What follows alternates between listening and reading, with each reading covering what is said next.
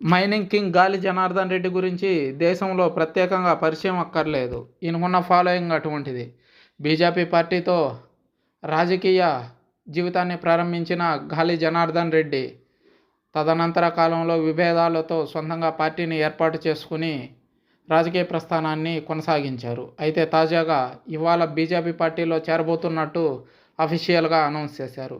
లోక్సభ ఎన్నికల వేళ బీజేపీకి మరింత బలం చేకూరబోతుంది. కర్ణాటక మాజీ మంత్రి మైనింగ్ కింగ్ గాలి జనార్దన్ రెడ్డి సొంత గూడు చేరుకోనున్నారు. ఇవాళ ఉదయం 11 గంటలకు ఆయన బీజేపీ రాష్ట్ర అధ్యక్షుడు విజయేంద్ర సమక్షంలో కాషాయం కండువా కప్పుకోబోతున్నారు. అదేవిధంగా 2022లో తాను స్థాపించిన కళ్యాణ రాజ్య ప్రగతి పక్ష పార్టీని బీజేపీలో విలీనం చేస్తున్నట్లు వెల్లడించారు.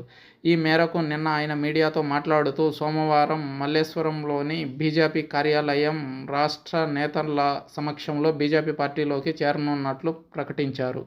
బీజేపీ తమ నరాల్లోనే ఉందని, మాతృ సంస్థ బీజేపీ దేవుడితో సమానమైన ప్రధాని నరేంద్ర మోడీ గారిని మరింత బలపరిచేందుకు తాను మళ్ళీ కాషాయం పార్టీలో చేరబోతున్నట్టు, కాషాయానికి తనకు విడదీరాని బంధం ఉన్నట్టు చెప్పుకొచ్చారు. తను చేసే యజ్ఞయాగాలు, హోమాలు, పూజలే ఇందుకు నిదర్శనమన్నారు. ఇటీవలే తమ పార్టీ బీజేపీకి బయట నుంచే మద్దతు ఇవ్వాలని అనుకున్నామని, కానీ తమ పార్టీలోని ముఖ్య నాయకులు, కార్యకర్తలు అంతా విలీనానికి ఓటు వేశారంటూ గాలి జనార్దన్ రెడ్డి అన్నారు.